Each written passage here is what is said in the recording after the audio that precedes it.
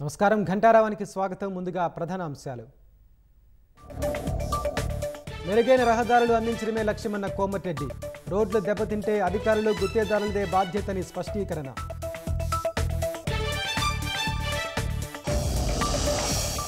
రాష్ట్రంలో శాంతి భద్రతలు క్షీణించాయన్న హరీష్ రావు. వరుస హత్యలు అత్యాచారాలే నిదర్శనమని ఆందోళన.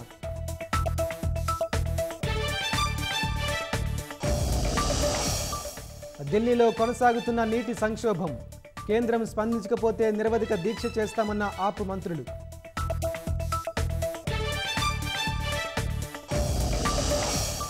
మెక్సికోలో వేగంగా వ్యాపిస్తున్న కార్చిచ్చు. మంటల ధాటికి కాలి బూడిదైన 500 ఇళ్లు.